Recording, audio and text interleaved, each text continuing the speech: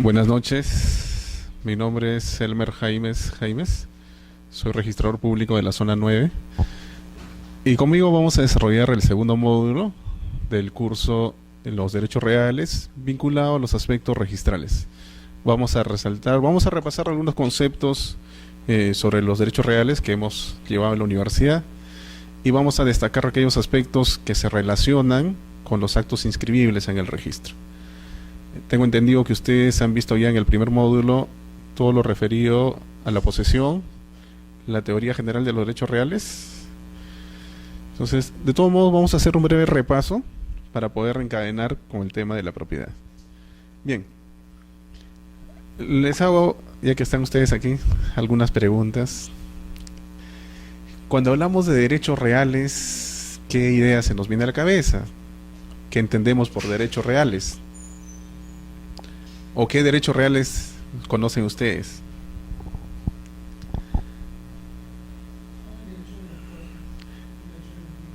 El derecho de las cosas, derecho en los bienes, correcto.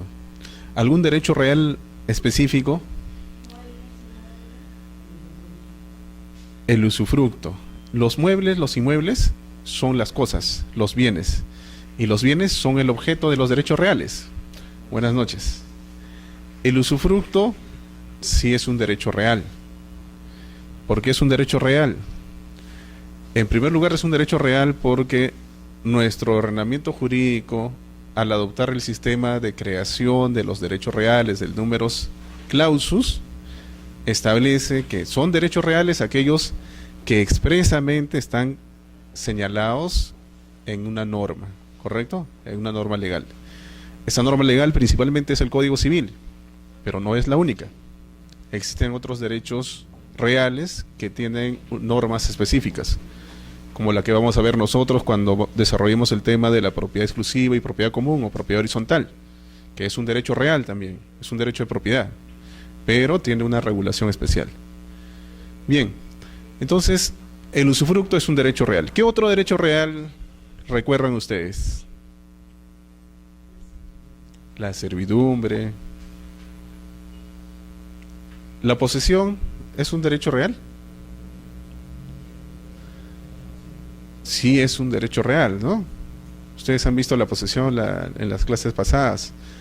A pesar de que la posesión es un poder de hecho que se basa simplemente en una cuestión fáctica, donde una persona está ejerciendo determinados atributos, facultades sobre una cosa, esa posesión, al estar regulado por el ordenamiento jurídico, también se convierte en un derecho real.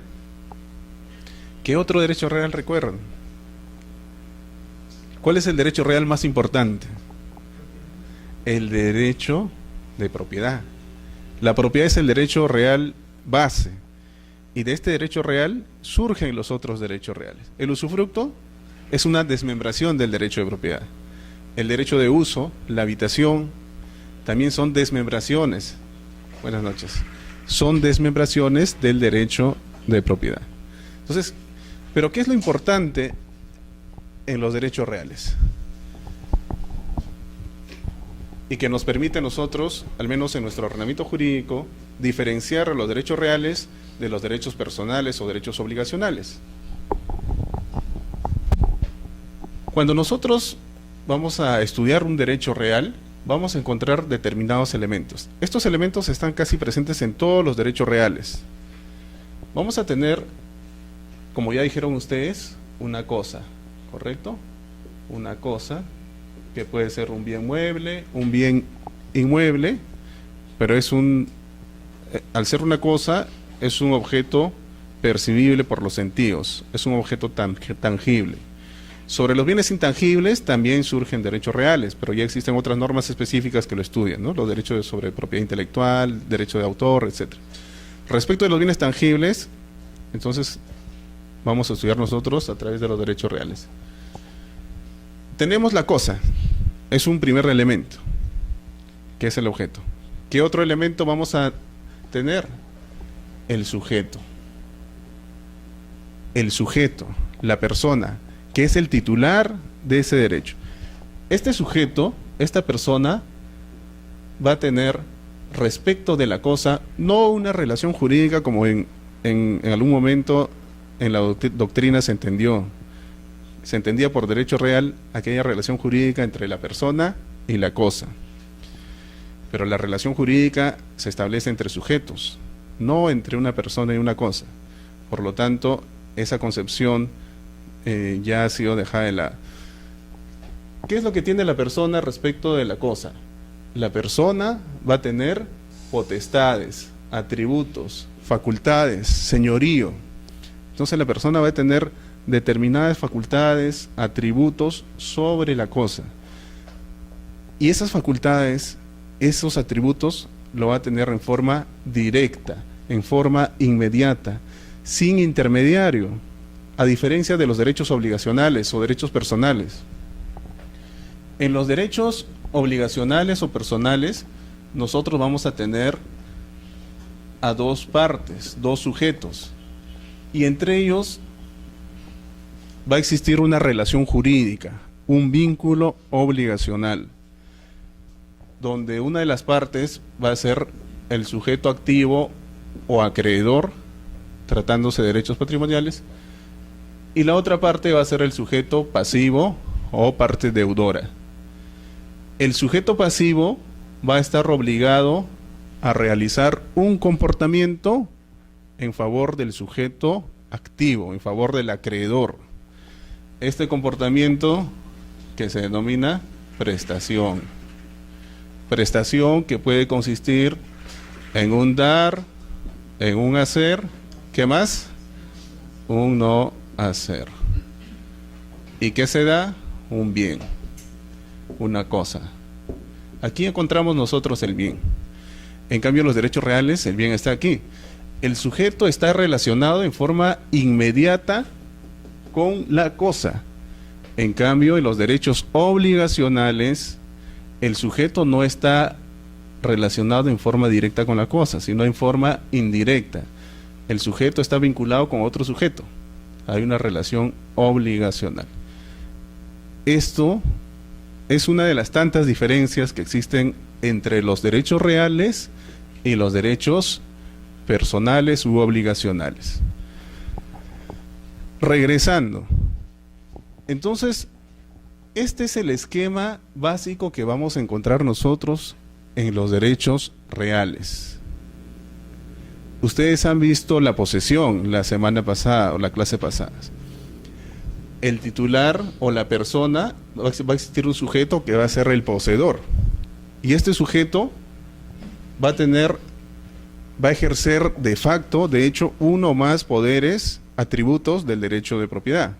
Entonces, una persona que ocupa un bien, un inmueble, y se está usando el bien, está ocupando, está disfrutando el bien, está explotando, esa persona va a ser considerada como poseedor. Es una cuestión de hecho.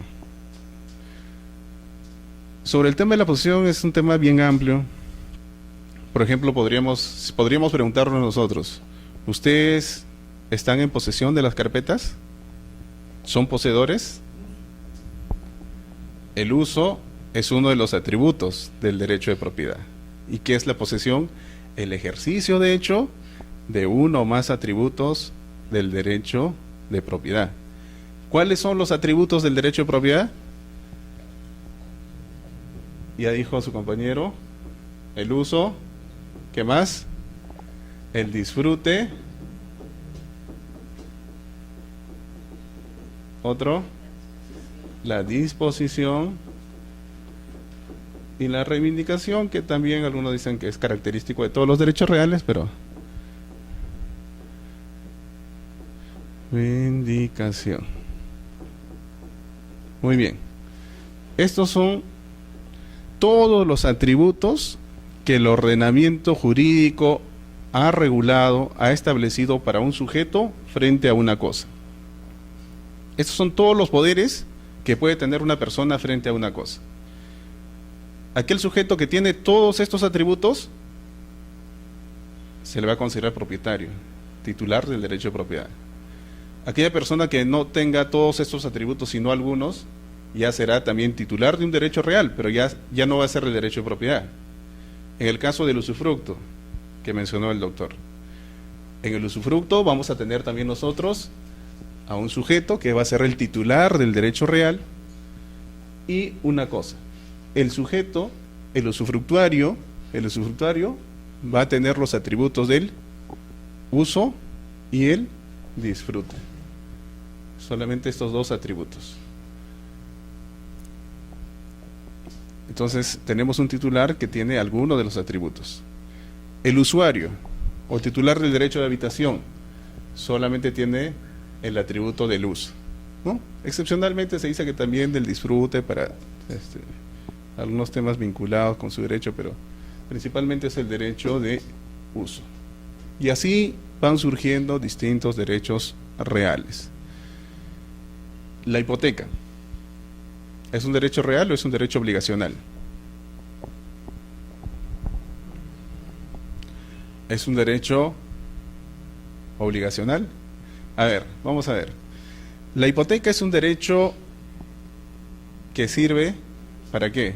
Para garantizar una deuda, una obligación, ¿no? Entonces, si yo tengo una deuda, el acreedor, para entregarme a mí el dinero, el préstamo, etcétera, va a solicitar una garantía que le permita a él tener la certeza o la tranquilidad de que su dinero que ha prestado va a poder recuperarlo.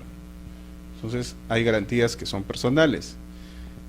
¿Cuáles son las garantías personales? Aquellas donde, ¿cuál es? La fianza, el aval, es decir, otra persona va a garantizar al deudor.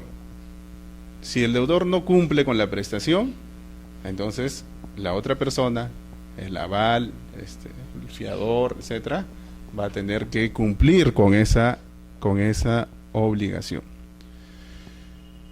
Pero existen otras garantías donde no es una persona el que responde por la deuda, sino se va a garantizar con una cosa, con un bien. Y ahí viene el nombre de garantías reales. Este es un derecho real. Son garantías reales. Y la garantía real, o las garantías reales por excelencia, son la hipoteca y la garantía mobiliaria, que anteriormente se denominaba la prenda, ¿no? Que se regulaba como la prenda. Entonces, la hipoteca también es un derecho real.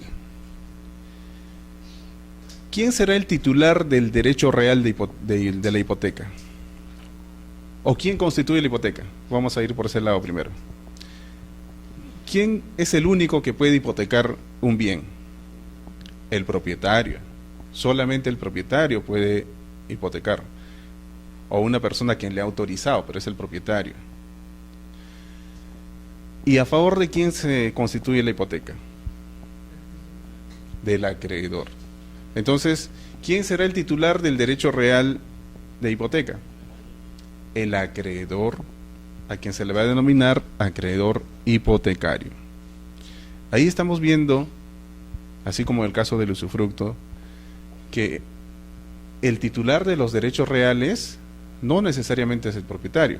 En el derecho de propiedad sí, pero en otros derechos reales el titular es una persona que no es propietario del bien.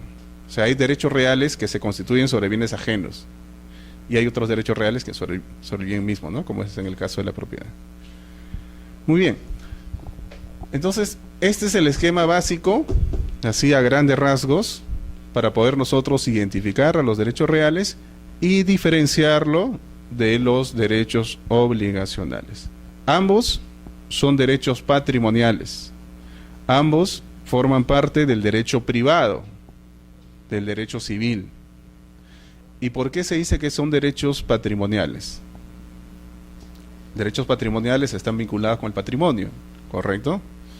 En contraposición a los derechos patrimoniales están los derechos extrapatrimoniales, como el derecho de personas, por ejemplo, ¿no? Entonces, son derechos patrimoniales porque son derechos que pueden expresarse, pueden valorizarse en dinero. Muy bien. La posesión. En la posesión ustedes han visto que el sujeto, el poseedor, está ejerciendo de hecho uno o más atributos del derecho de propiedad. El poseedor puede ser un poseedor legítimo si es que cuenta con un título, se dice que tiene un derecho de posesión, o puede ser un poseedor ilegítimo si cuenta con un título pero ese título no es válido, o puede ser un poseedor precario si no cuenta con un título. Puede haber actuado de buena fe o de mala fe. Puede tener todas esas variedades, pero lo importante es que está en contacto con la cosa. Y la posesión puede generar derechos, ¿no? Hay mecanismos para defender la posesión que han visto ustedes. La posesión se dice que es un poder de hecho porque simplemente interesa que una persona esté en contacto con la cosa, que se encuentre ejerciendo algún atributo del derecho de propiedad. Sí.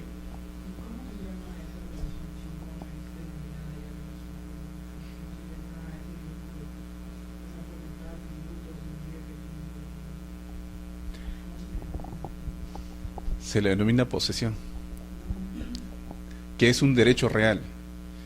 Se discutía si la posesión es un derecho o simplemente es un hecho. La posesión es una cuestión fáctica, donde una persona está utilizando un bien, está explotando un bien, una cosa. En ese aspecto es una cuestión fáctica, porque no interesa si es que cuenta con si le han autorizado a estar en posesión, si es un arrendatario, un usufructuario, etcétera, sino lo importante es destacar que está en contacto con la cosa. Si cuenta con un derecho, ya será un poseedor que tiene derecho no solo de posesión, sino un derecho a la posesión. Ya tiene otros efectos, si es que cuenta con un título, ¿no? Un poseedor que cuenta con un título. Pero el derecho, la posesión no solo es ese aspecto fáctico, sino la posesión, al encontrarse regulado por el Código Civil, ya se convierte en un derecho real. Lo cual no implica que todo poseedor tenga derecho a estar en posesión del bien. Si una persona invade, los invasores, por ejemplo, ¿son poseedores? Sí, son poseedores. Y como poseedores pueden ejercer todos los mecanismos legales que se le otorga a un poseedor. Sin embargo, no tienen derecho a la posesión. ¿Por qué? Porque el titular no le ha autorizado, no cuentan con un título de posesión. Pero son poseedores. En cambio, en la propiedad importa el derecho, el poder jurídico. Por eso se dice que la propiedad es el poder jurídico. Importa que la persona, el sujeto que va a estar en contacto con la cosa, debe haber sido reconocido por el ordenamiento jurídico como titular. El ordenamiento jurídico le ha autorizado a ejercer todos esos atributos. Cuenta con un título de propiedad. ¿Y qué es un título? Un título es un acto jurídico a través del cual ha adquirido el derecho. Puede ser un reconocimiento también judicial, porque la propiedad no solo se puede adquirir mediante la transferencia, ¿no?, de modo derivado, sino se puede adquirir en forma originaria, como es la prescripción adquisitiva, que vamos a estudiarlo también. Muy bien, vamos a ver entonces nosotros el derecho de propiedad. Yo les pregunto, a lo largo de la historia del ser humano, de la evolución de todos nosotros, ¿cuál de estos derechos reales habrá aparecido primero? ¿La posesión o la propiedad? ¿Qué piensan? ¿Por qué la posesión? ¿Por qué creen que la posesión ha sido primero?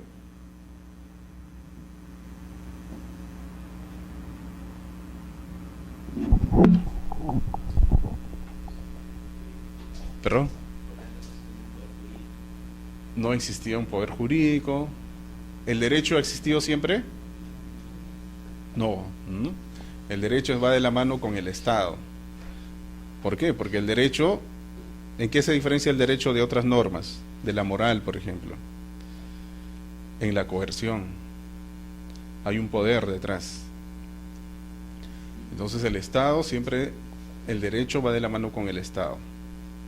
Es una herramienta, finalmente, el derecho. Es una herramienta para regular conductas. de acuerdo a los objetivos que tiene el Estado. En un inicio, entonces, la posesión, o existió simplemente la posesión. En cambio, la propiedad ya implica la existencia del derecho, de un reconocimiento. Vamos a ver ahora algunas características. El concepto de propiedad, el concepto que establece nuestro ordenamiento jurídico es el poder, digamos, el poder jurídico mediante el cual el titular va a tener todos los atributos que se le reconoce a una persona. Es aquel poder, digamos, mayor dentro de todos los derechos reales. Entonces vamos a tener al titular, el sujeto, que va a contar con un título, el título de propiedad. ¿Y cuáles son las características de este derecho de propiedad? En primer lugar, es un derecho real. Como todo derecho real, el titular siempre va a estar en contacto inmediato con la cosa, en forma directa. Como todo derecho real, va a tener las facultades de la persecución y la preferencia. ¿Qué significa la persecución o la preferencia?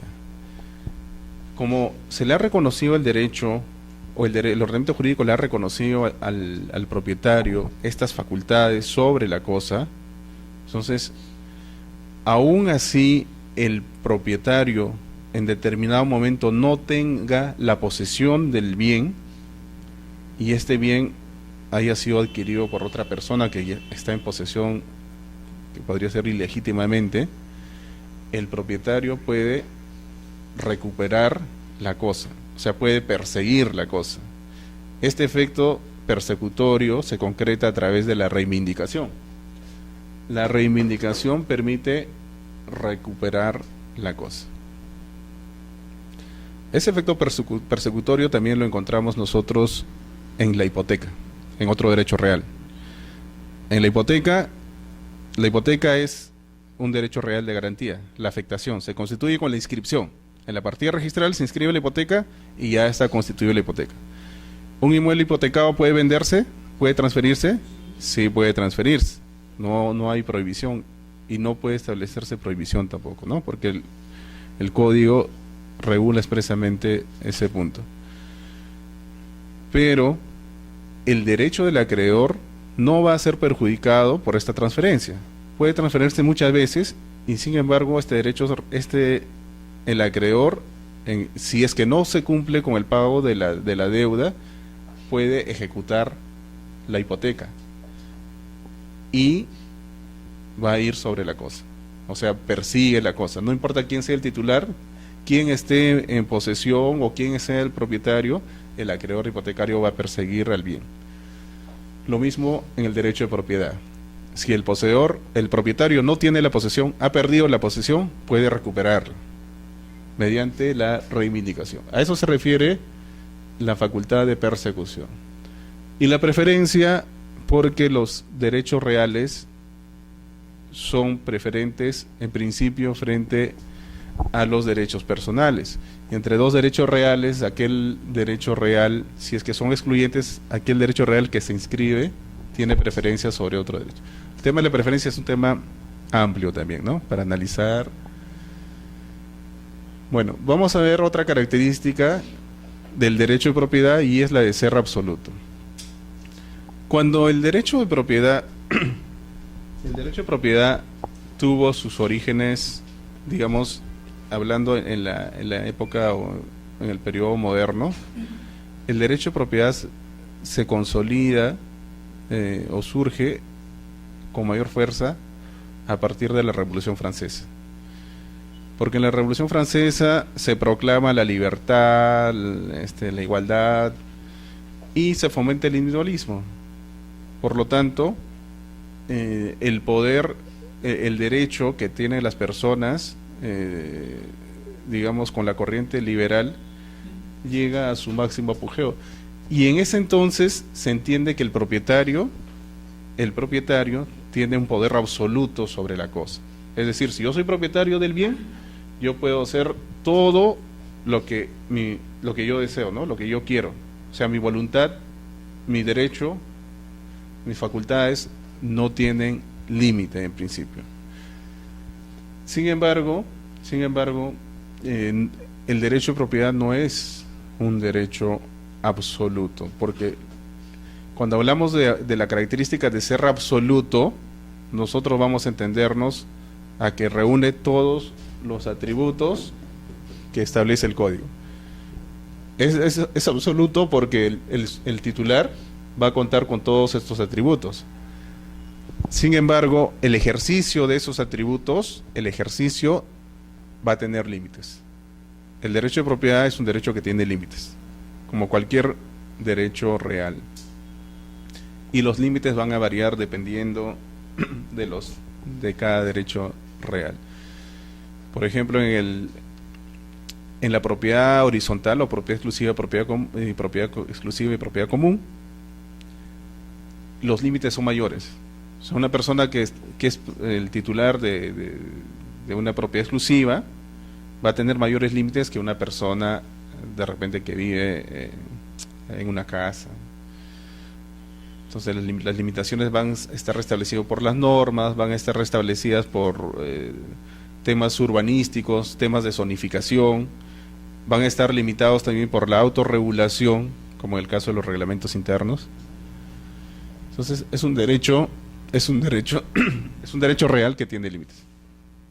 El derecho de propiedad es exclusivo también. Es exclusivo porque se excluyen, no pueden haber dos titulares de un mismo bien, de una misma cosa. Si yo soy propietario de esta carpeta, no puede existir otro propietario de la misma carpeta. Entonces, y si se da ese supuesto, tiene que definirse quién tiene el mejor derecho sobre la cosa, porque solamente puede existir un titular sobre la cosa. ¿Y qué ocurre en la copropiedad? Esta característica de exclusividad, si yo soy copropietario de un bien, ¿excluyo a otro copropietario? No. Ambos son propietarios, pero propietarios de un porcentaje, ¿no? De una cuota ideal. Entonces ahí no, el hecho de ser exclusivos no significa que en la copropiedad se excluyen los copropietarios. O sea, esta característica también se mantiene, la exclusividad, pero en la copropiedad va a estar referida a la cuota ideal, a los porcentajes. La exclusividad también está relacionado con la oponibilidad. Los derechos reales, a diferencia de los derechos personales, son derechos oponibles, son derechos absolutos. Una clasificación de los derechos es en derechos absolutos y derechos relativos. Derechos absolutos son aquellos donde el titular va a oponer a todos, a toda la sociedad a ese derecho. Y un derecho relativo es aquel donde yo voy a oponerlo o puedo exigir su cumplimiento, etcétera, solo a determinada persona, no a toda la sociedad. Yo les pregunto, ¿el derecho a la vida es un derecho absoluto o es un derecho relativo?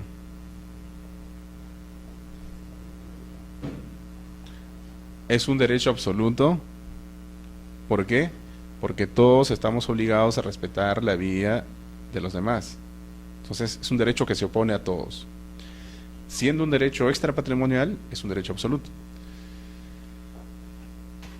Los derechos obligacionales, ¿son derechos absolutos o son derechos relativos? Son derechos relativos. ¿Por qué? El titular, el acreedor, ¿a quién le exige el cumplimiento de la prestación?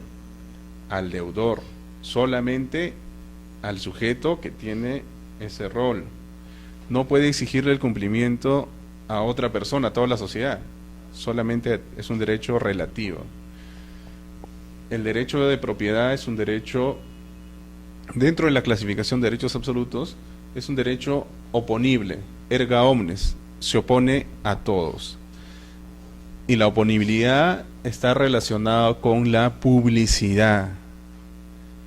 Para poder yo oponer a los demás, este derecho tiene que ser público. Y los derechos reales en principio, son derechos públicos. Y la forma de publicitar los derechos reales es a través de dos mecanismos. El primero, a través de la posesión.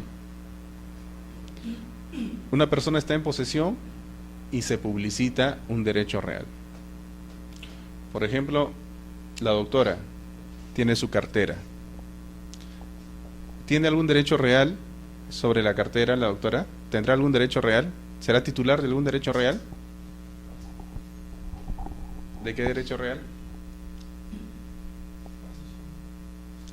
Desde nuestro punto de vista, nosotros podemos tener la certeza de que es titular del derecho de posesión. Está en posesión, está usando. Correcto. ¿Será propietaria? Se presume, ¿no? La presunción de posesión. Basado en esa presunción de posesión que admite prueba en contrario, nosotros vamos a tener, digamos, la idea de que es propietaria. Es la propietaria de la cartera. A través de la posesión es que se está publicitando y nosotros, todos que somos la sociedad, los demás, nos damos cuenta de que es titular de un derecho real. Y por lo tanto debemos nosotros respetar ese derecho real. Es oponible, nos opone a nosotros. Pero hay algunos derechos reales que no, de repente es difícil, la posesión. El acreedor hipotecario, por ejemplo, no tiene la posesión del bien. Se constituye simplemente con la inscripción. Entonces el otro mecanismo de publicitar los derechos reales es la inscripción. Entonces, registros públicos es simplemente un mecanismo que permite publicitar derechos, hacer públicos. ¿Y para qué los hace públicos? Para oponerlos, ¿no? Para oponerlos a los demás. Y es un derecho perpetuo, otra característica, porque no se pierde por el no uso.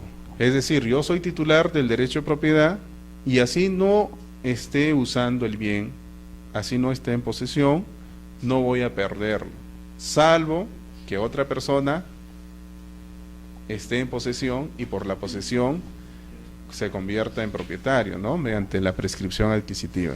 Pero si eso no ocurre, el hecho de no usar el bien no significa que yo pierdo el derecho. Esas son las características del derecho de propiedad. Ahora vamos a ver los atributos que ya hemos señalado. En primer lugar, el atributo del uso. El uso que permite utilizar el bien, ¿no? Es la utilización del bien. El disfrute que es la explotación, el aprovechamiento, el obtener frutos del bien, el hacer producir frutos a este bien. La disposición que es actos que están referidos a la enajenación, al gravamen, al consumo también, y ahí sería la extinción, acto de disposición. A las desmembraciones también se entienden como actos de disposición, o sea, el fraccionamiento, la modificación del bien. Y la reivindicación, que permite recuperar la posesión del bien, que permite la recuperación o también el reconocimiento de un mejor derecho cuando uno está en posesión, pero es discutible ese título de propiedad. Entonces, a través de la reivindicación se puede reconocer o recuperar el derecho. ¿Alguna pregunta sobre estos temas? Muy bien. Hemos dicho entonces que la propiedad es un poder jurídico que recae sobre una cosa y el titular va a poder someter a la voluntad a su voluntad el bien o la cosa sobre el cual recae ese poder jurídico.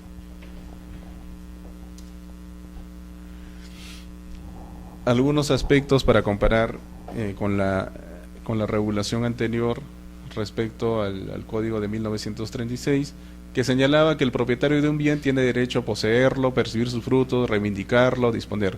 O sea, definía el derecho de propiedad a través de los atributos, ¿no? De los atributos que comprende. Y siempre, esta es la definición del código actual, que señala que es el poder jurídico, que también permite usar, disfrutar, disponer y reivindicar un bien, y que debe ejercerse dentro, en armonía del interés social, etcétera. ¿Cuál es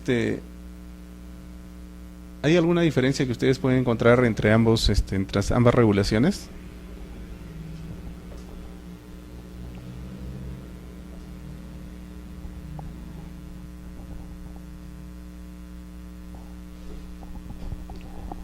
En ambos señalan los mismos atributos, ¿correcto?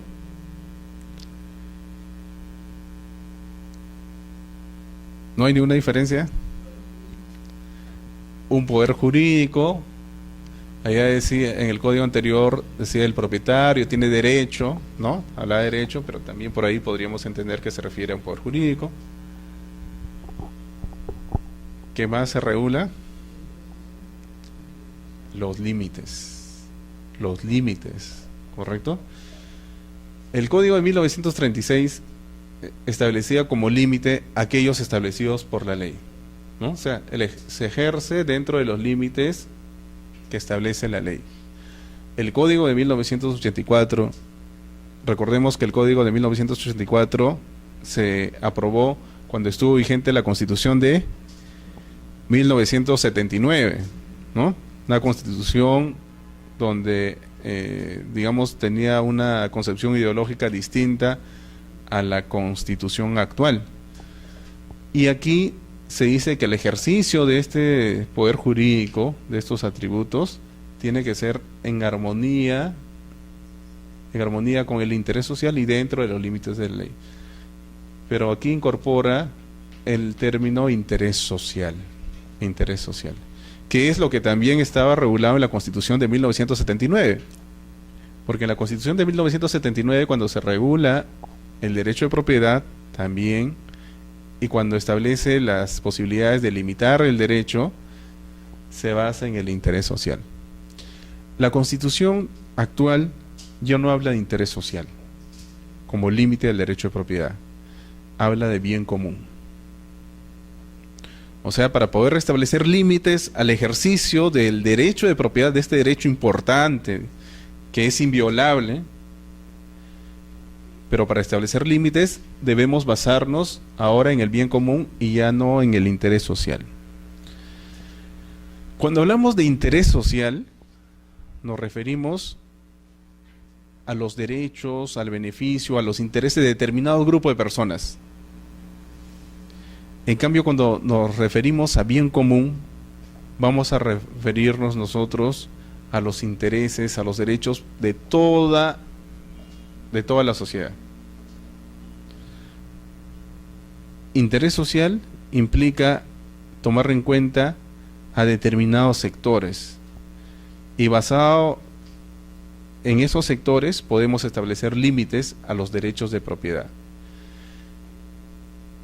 Bien común significa que para poder nosotros, por ejemplo, expropiar, para poder establecer alguna otra limitación, esta limitación tiene que beneficiar no solo a determinados grupos, sino tiene que beneficiar a toda la sociedad.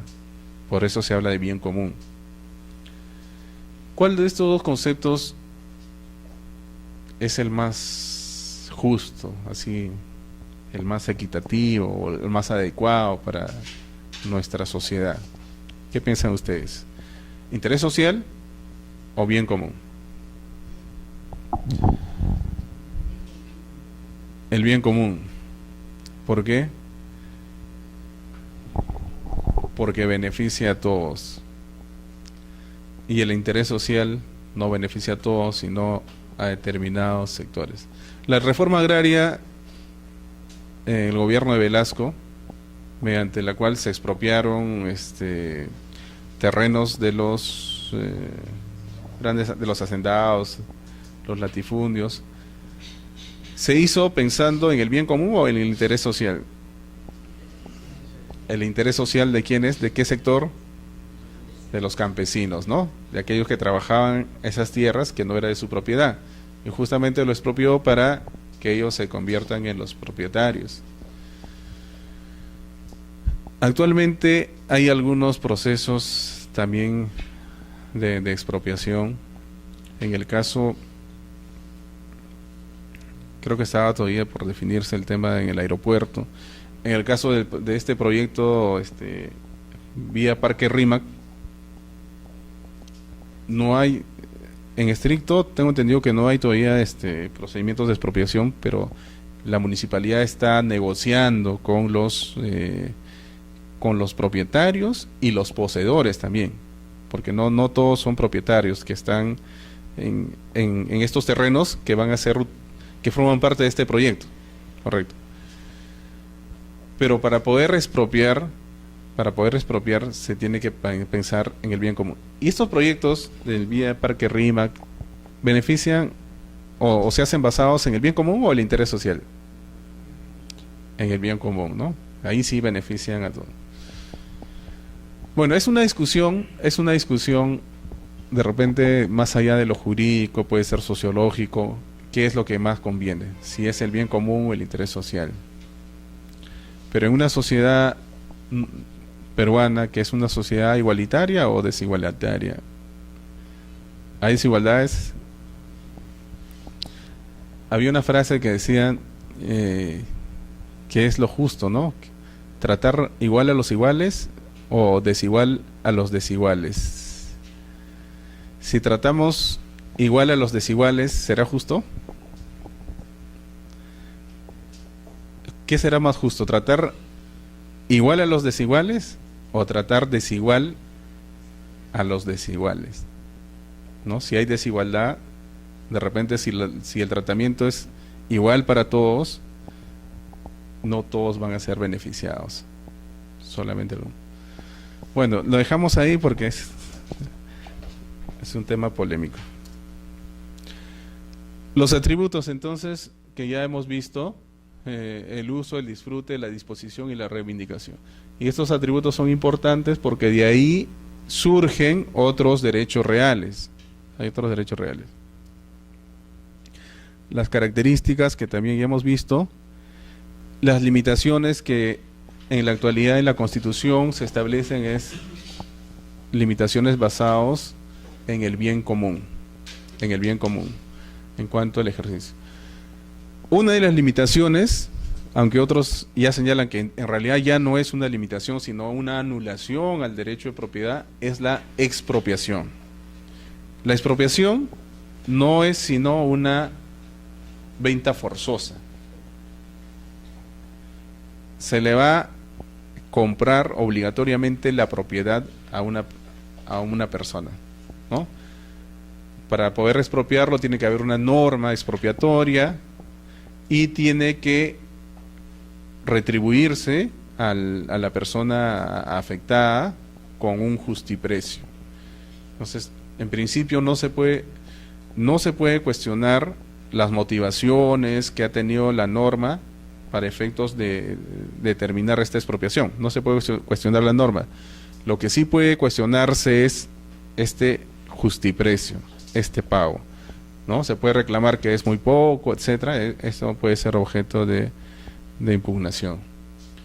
Entonces, la expropiación ya es más que una limitación, es prácticamente una anulación al derecho de propiedad.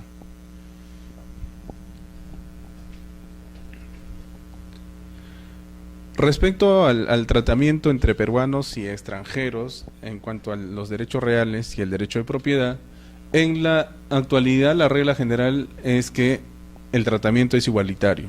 Tanto peruanos como extranjeros van a tener los mismos atributos, los mismos derechos en cuanto a los derechos, en lo que se refiere a los derechos reales.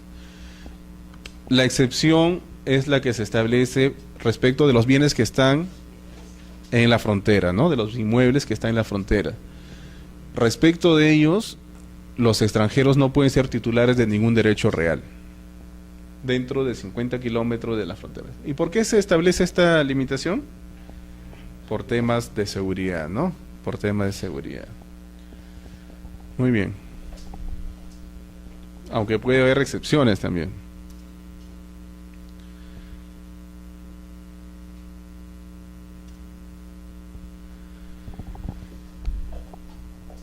En cuanto a los bienes, a la clasificación de los bienes que la Constitución reconoce, es aquella de los bienes, digamos, bienes de dominio público, bienes de uso público y bienes de dominio privado.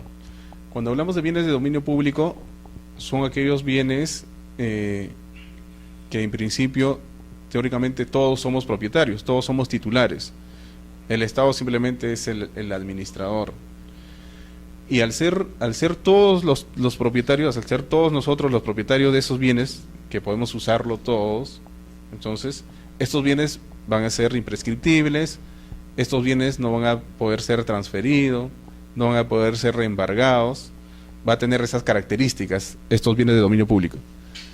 Pero el Estado puede tener otro tipo de bienes, como un particular, van a ser los bienes de dominio privado. Estos bienes de dominio privado sí pueden ser, vamos a revisarlo porque hay una norma que estableció el carácter de imprescriptible. Teóricamente pueden ser objeto también de prescripciones y pueden ser embargados, porque es un bien donde el Estado va a ejercer el derecho real como si fuese un privado, como si fuese cualquiera de nosotros. Pero los bienes de dominio público sí tienen esa característica, son inalienables, imprescriptibles.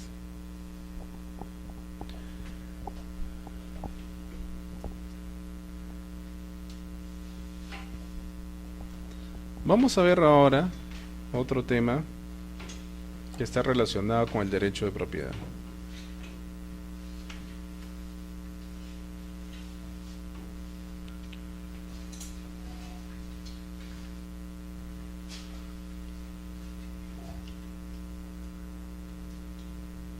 ¿Alguna pregunta hasta aquí?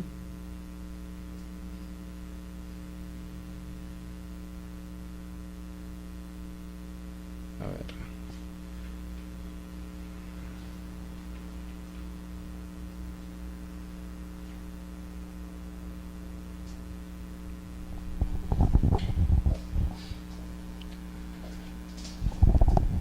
En el tema del derecho de propiedad, el bien sobre el cual recae estos atributos pueden ser todo tipo de bienes. Los bienes pueden ser bienes muebles y pueden ser bienes inmuebles. Entonces, la diferencia entre un bien mueble y un bien mueble está establecido en el código. En principio se rige por la posibilidad de ser trasladados de un lugar, ¿no? Al final de cuentas es una clasificación legal. En la actualidad, por ejemplo, esta clasificación de ser trasladados de un lugar a otro tenía excepciones. Las naves, las aeronaves, ¿son bienes muebles o inmuebles? ¿Se acuerdan? ¿Inmuebles o muebles? En la actualidad son inmuebles.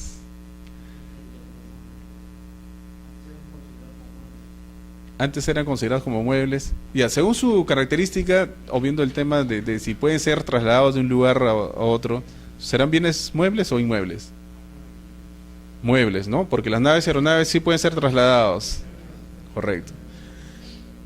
En principio, por su naturaleza, eran bienes muebles. Sin embargo, el ordenamiento jurídico, basado en el tema de los derechos reales de garantía, lo consideró como bienes inmuebles. ¿Y por qué? Porque anteriormente se establecían principalmente dos tipos de derechos reales, la prenda y la hipoteca. La prenda recaía sobre bienes muebles, y la prenda implicaba la entrega del bien al acreedor. O sea, el deudor le entregaba el bien al acreedor. El acreedor se quedaba en posesión del bien como garantía. En cambio, la hipoteca, el deudor, el propietario, constituía la hipoteca, pero no había desposesión. El hipotecante, el propietario, seguía con el bien estaba en su poder. Por lo tanto, si estaba en su poder, podía utilizarlo, explotarlo, etcétera. Pero ¿qué ocurría con los aviones, con los barcos, las embarcaciones? Teóricamente, y según su naturaleza, al ser bienes muebles, tendría que constituirse una prenda. Y al ser una prenda tendría que entregarse en posesión al acreedor. ¿Y eso qué significaba? Que el propietario ya no podía explotar. El avión estaba guardado ahí, ¿no? Teóricamente debería estar guardado en los depósitos. Y eso significa una pérdida. ¿Cuánto cuesta que un avión no vuele, por ejemplo, no? Basado en estos temas económicos es que se estableció que esos bienes, que teóricamente deberían ser muebles, se considerasen como bienes inmuebles. Y por eso se creó la figura de la hipoteca naval, la hipoteca aérea. Entonces, al ser considerados bienes inmuebles, estos bienes, se constituía el derecho real de hipoteca. Y ya no había entrega de la posesión al acreedor. Eso estuvo regulado hasta hace algunos años. Sin embargo, en la actualidad se ha regresado a la clasificación, digamos, natural que tienen estos bienes. Y las naves, aeronaves, actualmente se consideran bienes muebles. Y el derecho real que se constituye sobre estos bienes muebles es la garantía mobiliaria. Y la garantía mobiliaria, en la actualidad, puede implicar desposesión o no entrega de la posesión. Porque la garantía mobiliaria puede simplemente inscribirse y ya no se le entrega el bien al acreedor. Por lo tanto, ya no hay mucha diferencia, al menos en este criterio de la entrega o no al acreedor. Ya no hay diferencia. Por lo tanto, respecto de estos bienes se constituye la garantía mobiliaria. Los bienes muebles, dentro de los bienes muebles tenemos nosotros a las concesiones, por ejemplo. Las concesiones, que son autorizaciones que el Estado otorga a un particular. Sobre estas concesiones se consideran inmuebles y van a recaer derechos reales, ¿no? Por ejemplo, una concesión puede ser objeto de una hipoteca. Se puede hipotecar una concesión. Puede cederse la concesión. Pero existen dentro de los inmuebles un grupo de bienes que son los predios. Y de ahí viene la propiedad predial. Cuando hablamos nosotros de predio, vamos a referirnos a una superficie, a una extensión territorial y a toda su extensión. Entonces, los predios son bienes inmuebles, pero que están referidos a una extensión territorial. Y sobre los predios, el derecho de propiedad que se tiene sobre estos predios se denomina propiedad predial. Propiedad predial que puede referirse a predios urbanos o predios rústicos. Pueden tener, ambos son predios en general.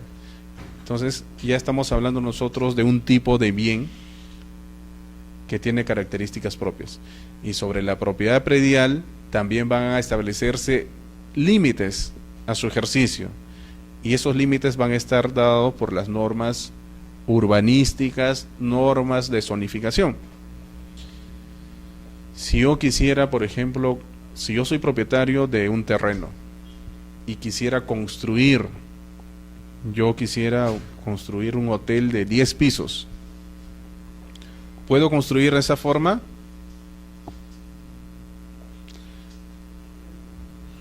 Hay que respetar, correcto, reglamentos municipales, ordenanzas, certificado de parámetros, Reglamento Nacional de Edificaciones. Todas estas normas son normas urbanísticas del desarrollo urbano que establecen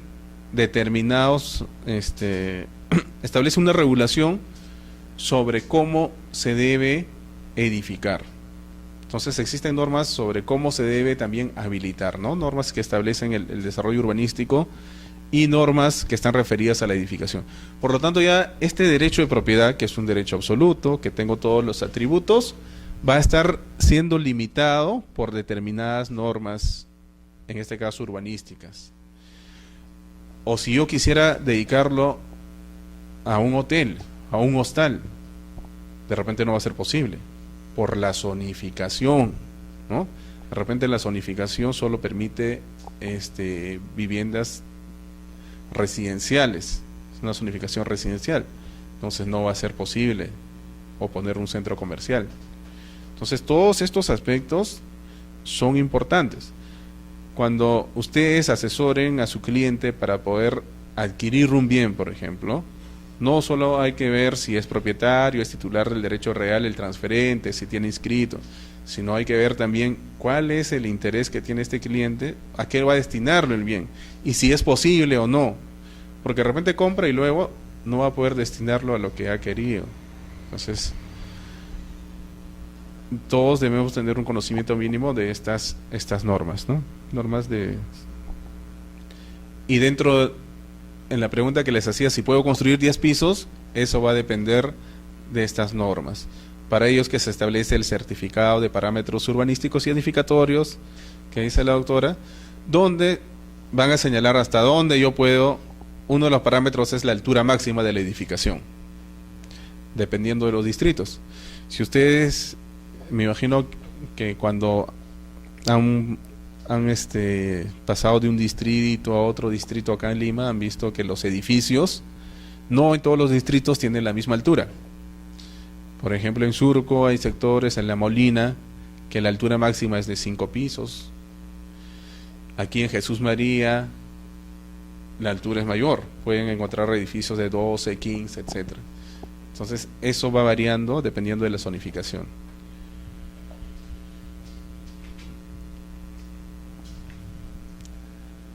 Ahora vamos a ver un mecanismo de adquisición del derecho de propiedad. La propiedad se adquiere en forma derivada porque hay otro titular que nos transfiere mediante un acto jurídico, que es el título que nosotros vamos a tener. O la propiedad también se puede adquirir no en forma derivada, sino en forma directa, en forma unilateral. Yo puedo adquirir la propiedad de un bien. ¿Cómo? A través de la posesión, ¿correcto? La posesión prescriptoria, la posesión cumpliendo determinados requisitos, puede dar origen al derecho de propiedad. Una cuestión de facto puede convertirse en un poder jurídico. La posesión puede mutar y convertirse en un derecho de propiedad. Entonces, la prescripción adquisitiva es una institución que regula la adquisición del derecho de propiedad a través de la posesión. Pero aquí estamos hablando de una posesión con determinadas características, una posesión prescriptoria. Entonces, la posesión, que es un poder de hecho, se va a convertir en un poder jurídico. ¿Cuáles son los requisitos que debe tener esta posesión para que pueda convertirse en propiedad? Los requisitos son que tiene que ser una posesión continua. ¿Qué significa posesión continua? Sin interrumpir. O sea, la persona, el titular, tiene que estar permanentemente ejerciendo alguno de los atributos del derecho de propiedad. No debe haber interrupciones. Tiene que ser pacífica, es decir, sin violencia. Podría en su origen haber sido violento. Podría ser que hayan usurpado, etcétera, pero pasado un tiempo se convierte en pacífica. Se entiende en la jurisprudencia que si existe un proceso judicial, ya esa posesión deja de ser pacífica. Pública no tiene que ser clandestina u oculta.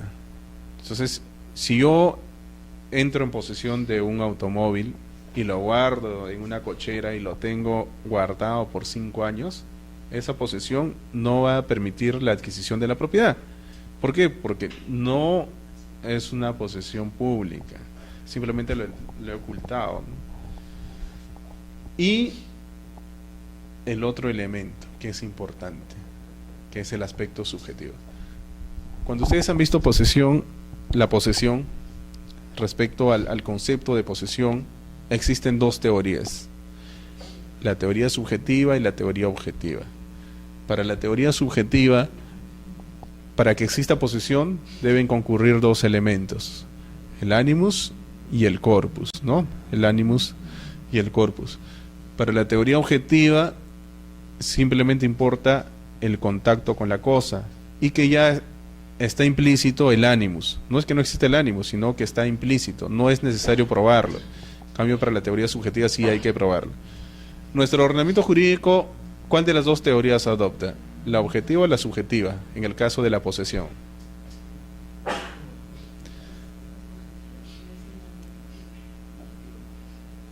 La objetiva. Cuando usted revisa el Código Civil y define la posesión, dice, la posesión es el ejercicio de hecho de uno o más atributos del derecho de propiedad, o de uno o más poderes del derecho de propiedad. Esta es la definición de posesión. En esa definición que dice, es el ejercicio de hecho de uno o más atributos del derecho de propiedad, ¿cuál de las dos teorías se está adoptando? ¿La objetiva o la subjetiva? La objetiva, ¿no? Porque si no está diciendo la posesión es el ejercicio de hecho de uno o más atributos y la intención de conducirse como propietario, etcétera. No establece como un requisito el aspecto subjetivo, en general para la posesión.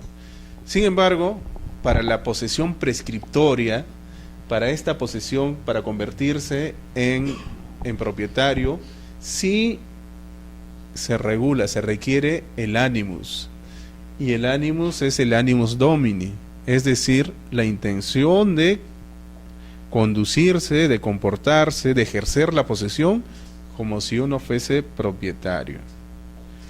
El animus domini. Pero esta intención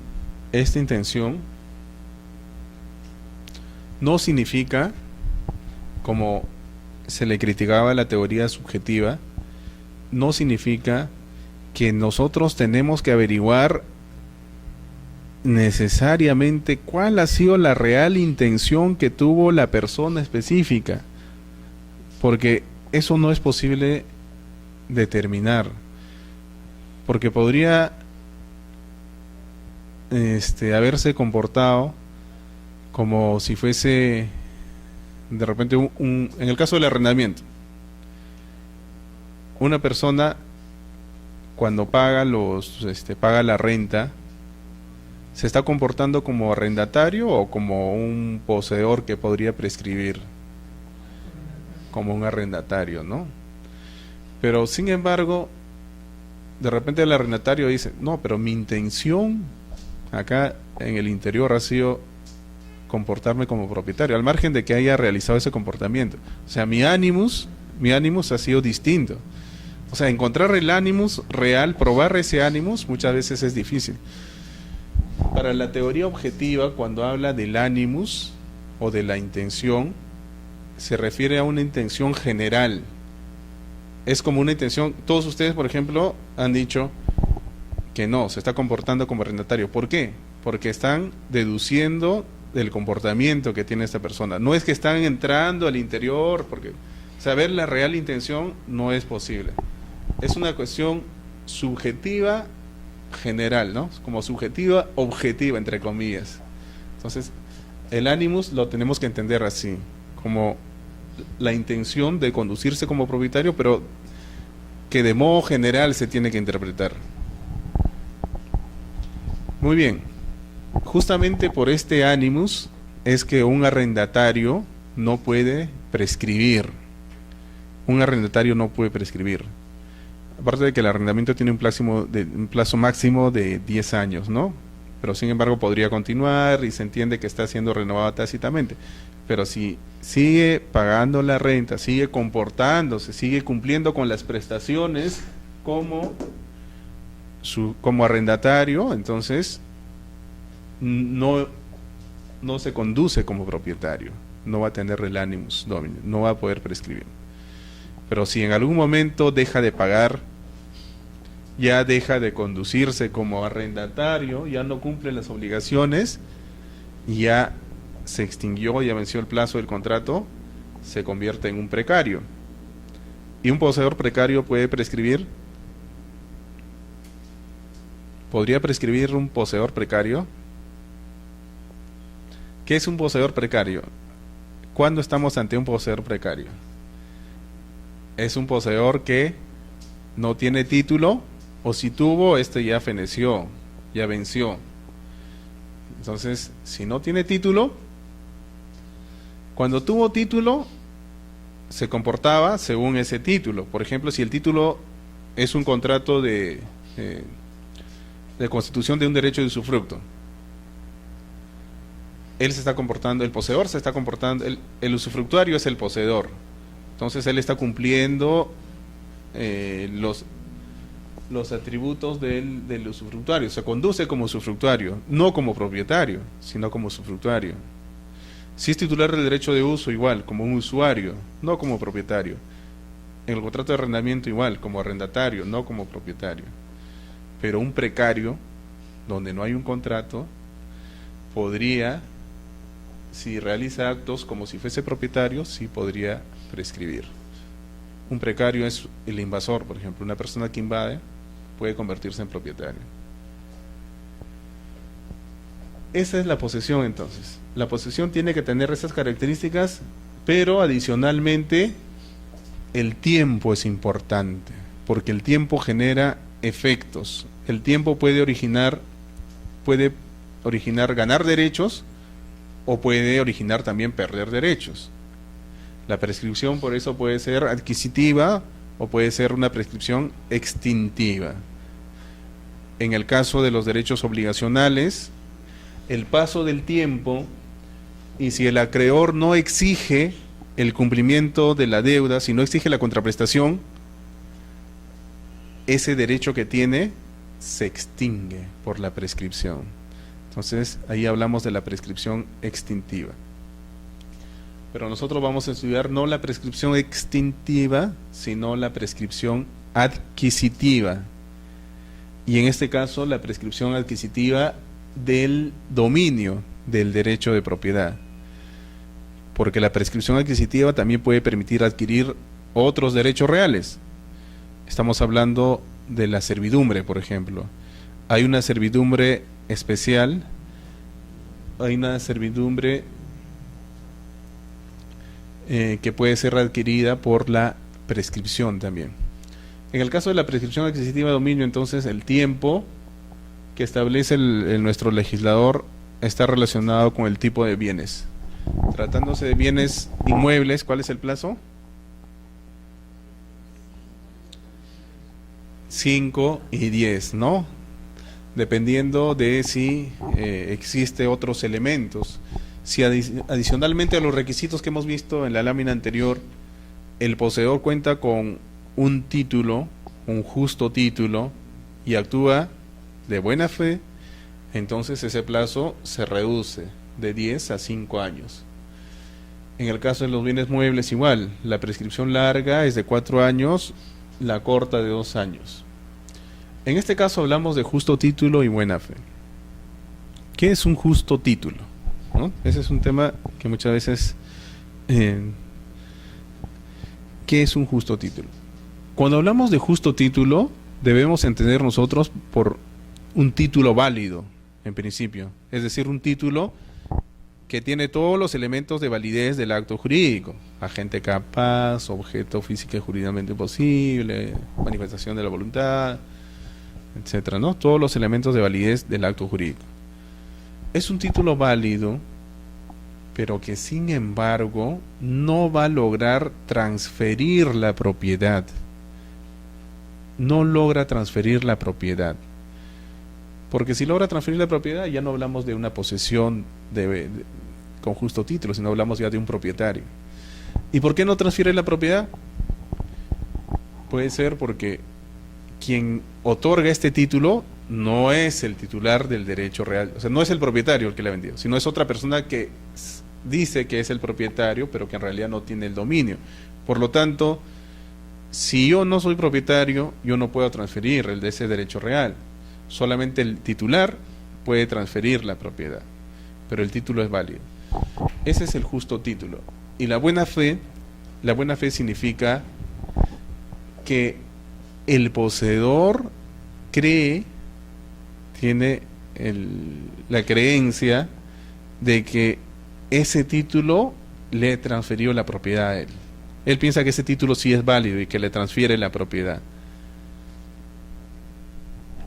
Ese es el justo título, la buena fe. Esos dos elementos entonces van a permitir que el plazo posesorio se reduzca de 10 a 5 años. De 10 a 5 años. Y en el caso de los bienes muebles, de 4 a 2 años. Aquí ya estamos hablando de algunos elementos que implican verificar la existencia de un título que reúne estos elementos de validez.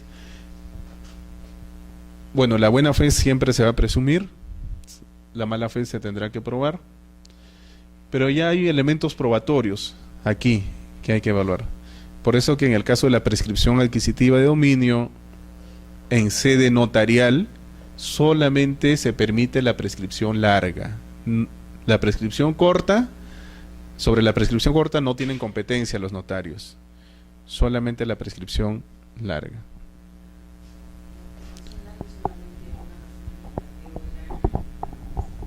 Claro, un poseedor, ¿no? Puede tener distintos orígenes. De repente alguien que le transfirió la posesión cuenta con un título, es un poseedor, sin embargo, adolece de vicios este título. Ahí hablamos de un poseedor ilegítimo y que puede ser también de buena fe o mala fe. Igual también, si se conduce como propietario,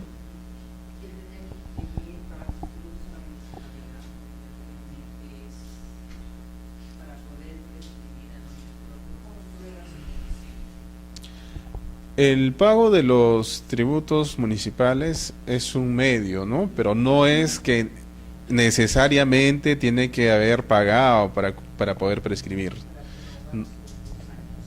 Así es.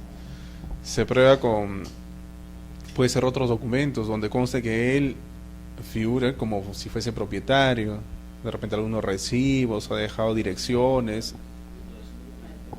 los colindantes, testigos, etcétera, ¿no? Entonces son distintos medios que van a probar de que efectivamente él ha estado en posesión.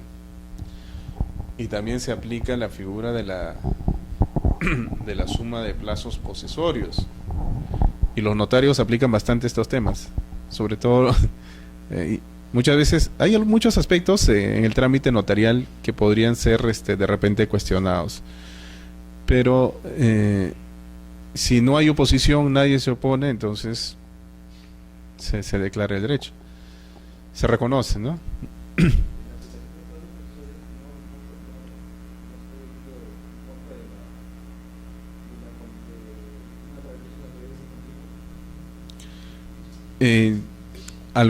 Bueno, es continua la posesión, pero esta suma de plazos posesorios lo que hace es permitir adicionar al plazo que tiene una persona el plazo de la persona que le transfirió la posesión. Aquí ya estamos hablando de que tiene que haber un título mediante el cual se le transfiere la posesión. Entonces es una posesión, podría decirse legítima, ¿no? O sea, se le ha transferido la posesión. O alguien que le ha vendido, pero que no, en realidad no le ha transferido la propiedad, sino le está transfiriendo simplemente la posesión. Pero ¿cuál es el límite también? Yo he visto casos, por ejemplo, una persona compra un inmueble en el mes de enero de este año, y en el mes de abril ya está presentando su solicitud de prescripción adquisitiva. O sea, tiene menos de un año de posesión. Lo que ha hecho es sumar a su plazo el plazo del anterior transferente. No le ha transferido la propiedad, la posesión simplemente. Pero sí así se están tramitando, ¿no? Notarialmente se ha incrementado el número de prescripciones adquisitivas.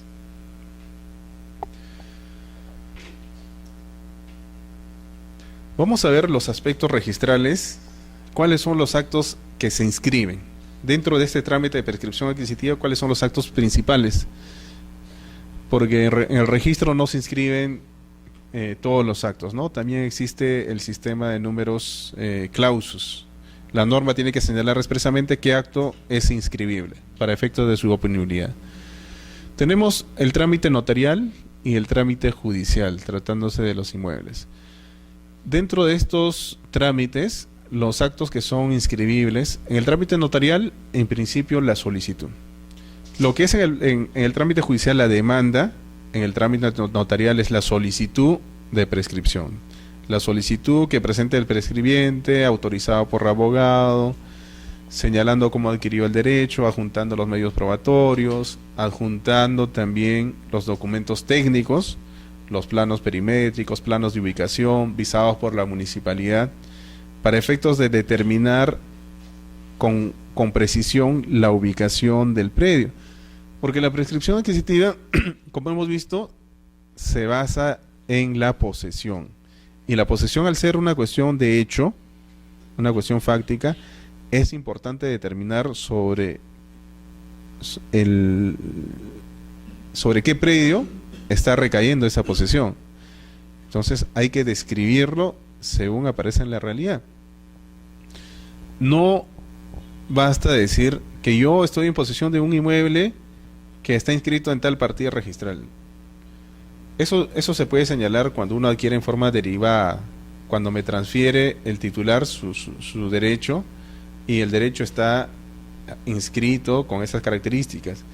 Pero en la prescripción adquisitiva se tiene que describir tal como aparece en la realidad extrarregistral el bien. Por eso que el Código Procesal Civil señala que a la demanda señala expresamente que se debe describir al bien con la mayor precisión, indicando sus linderos, áreas, medidas perimétricas y adjuntando esta documentación técnica, los planos perimétricos de localización, ubicación, y que deben estar revisados por la municipalidad o por la autoridad administrativa, tratándose de predios rurales, por ejemplo. Entonces, este tema también es un tema que en sede registral ha generado algunos criterios, y que el Tribunal Registral ha establecido que el hecho de que cuente o no con visación municipal estos planos es un tema de competencia del notario, que el notario es al final quien decide si debe estar visado por la municipalidad o no, para efectos de su presentación al registro, lo cual va en contra de una norma, ¿no? Porque hay una norma expresa que dice que los documentos técnicos deben tener estas características para presentarse al notario o al Poder Judicial, al juez. Y al registro lo que debería presentarse es esos mismos documentos, no otros elaborados por un verificador, etcétera, ¿no? Pero bueno, vamos a ver eso más adelante. El trámite notarial, entonces, tenemos la anotación de la solicitud de prescripción adquisitiva. Se anota preventivamente. ¿Y qué es una anotación preventiva? No es una inscripción, digamos, definitiva, sino simplemente busca poner en conocimiento de que sobre esa partida registral, sobre ese predio, se ha iniciado un trámite de prescripción adquisitiva. Busca dar publicidad. Adicionalmente, esta anotación preventiva va a lograr ganar la prioridad. En el registro, lo importante, hay un principio registral que es el principio de prioridad, donde aquel que presenta primero va a tener mayor preferencia, ¿no? Va a tener preferencia frente a otros que presentan después. Hay una frase que dice: primero en el tiempo, primero en el derecho. Por lo tanto, cuando uno va a iniciar un trámite de prescripción adquisitiva, tiene que emplazar al titular registral, entre otros, ¿no? Pero a nivel registral es importante que se emplace a quien figura como propietario. Entonces a él se tiene que demandar o considerar como emplazado en la solicitud.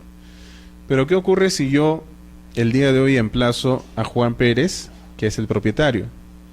Pero cuando concluye ya el trámite, el propietario ya no es Juan Pérez, sino es Juana Molina, por ejemplo. Yo presento al registro mi título, ya la declaración notarial o la sentencia, y al calificar el registrador va a ver que no se le ha emplazado a Juana Molina, sino a Juan Pérez. Por lo tanto, no va a poder inscribirse porque es incompatible con el antecedente registral. Para evitar eso, hay que inscribir la demanda o la solicitud de la prescripción adquisitiva, porque esas anotaciones son anotaciones preventivas que van a reservar la prioridad. van a ganar la prioridad. Una vez que están anotados, si el inmueble se transfiere más adelante, no va a impedir que cuando ya se resuelva, se expida la sentencia, ésta se inscriba. ¿Por qué? Porque las adquisiciones posteriores a esta anotación preventiva se han hecho cuando ese adquirente ya sabía que había un proceso de por medio. Por lo tanto, no se va a considerar como un tercero registral, porque ya no cuenta con buena fe. O sea, ya no tiene buena fe, porque ya se publicitó. Y la prioridad va a estar reservada también por la anotación preventiva. Cuando se presente el título ya definitivo, es como si se hubiese presentado en esta fecha de la anotación preventiva. Por eso es importante esas anotaciones. Algunos no lo hacen, pero corren el riesgo de que no puedan inscribir el derecho que ya han sido declarado. Otro acto inscribible es la cancelación de esta anotación preventiva. Aún no ha salido la decisión final. Entonces, por X motivos, en el trámite notarial, por ejemplo, si alguien se opone, presenta una oposición a ese procedimiento, entonces se paraliza y se deriva a la vía judicial, o puede ir a la vía judicial. En ese caso, el notario solicita la cancelación de esa anotación preventiva, porque ya el procedimiento ha concluido en sede notarial. A nivel judicial también es posible solicitar el levantamiento de la demanda. De repente ha sido declarada infundada la prescripción adquisitiva, se ha desistido, pueden haber muchas circunstancias. Otro acto inscribible entonces el levantamiento de la demanda.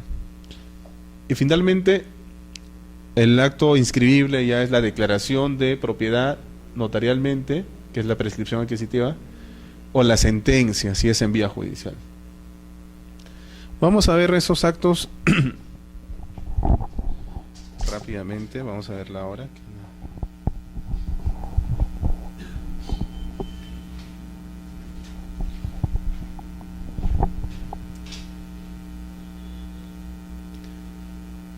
Bien, en el trámite notarial entonces, el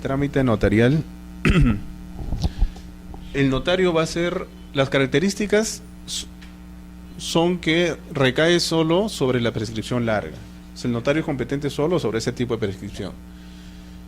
El notario también es competente respecto de predios urbanos. Sobre predios rurales, en la actualidad no tienen competencia. Entonces, si registralmente el inmueble figura como un predio rústico, un fundo, etcétera, va a ser necesario que para poder inscribir la anotación preventiva de la solicitud o la prescripción definitiva, acreditar que se encuentra en un área urbana, o sea que en la realidad ya es urbano, y esa acreditación se hace presentando un certificado municipal. O sea, la municipalidad tiene que expedir, generalmente se presenta el certificado de parámetros urbanísticos y edificatorios o un certificado de zonificación y vías por la municipalidad provincial. En esos certificados se establecen los parámetros urbanísticos que tiene esa área. Por lo tanto, se acredita que en la realidad ya es un predio urbano, aunque registralmente figure como rústico. O sea, sí va a poder inscribirse. Asimismo, no debe existir oposición. En principio, a los notarios se les otorgó la posibilidad de tener competencia sobre procesos no contenciosos, ¿no? Rectificación de partidas, rectificación de partidas, de nombres en las partidas, en el caso de sucesiones intestadas, inventarios, comprobación de testamentos. Se le ha ido ampliando distintos procesos, pero no contenciosos, es decir, donde no hay contienda, no hay litis. Pero en el caso de la prescripción adquisitiva, según el Código Procesal Civil, ¿es un proceso contencioso o es un proceso no contencioso? ¿Se acuerdan? La prescripción adquisitiva de dominio es un proceso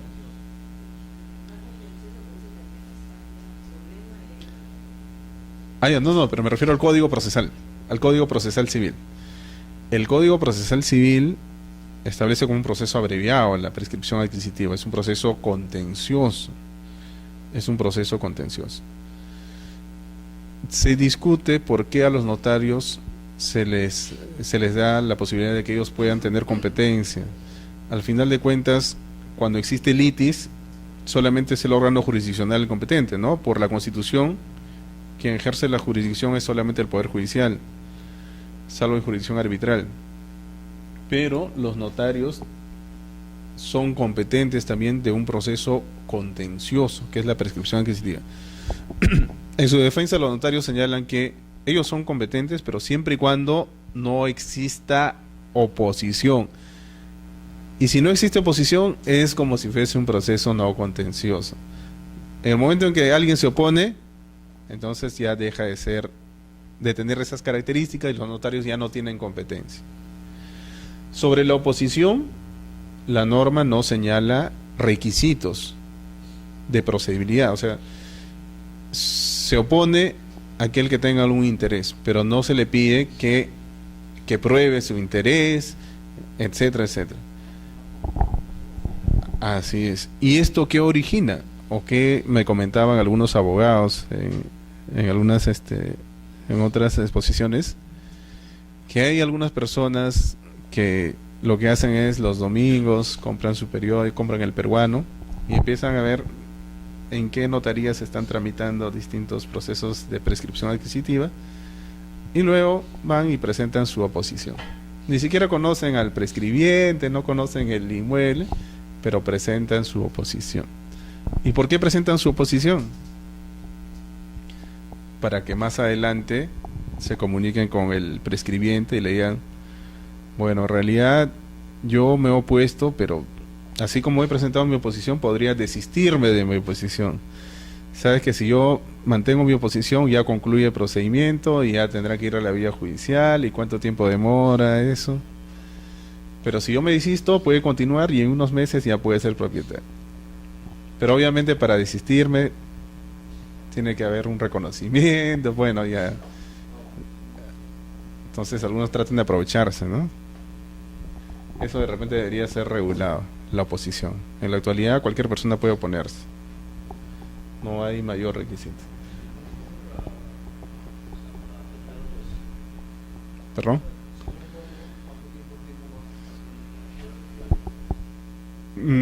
Eso va a depender, no hay un plazo que esté regulado, pero las oposiciones se presentan antes de que se declare la propiedad, o sea, antes de que se eleve escritura pública, antes de la declaración notarial.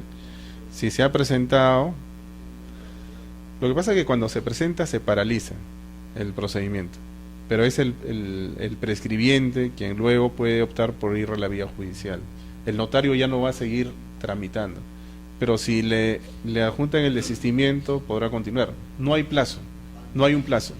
Puede pasar un año y se desiste, el notario puede continuar el trámite.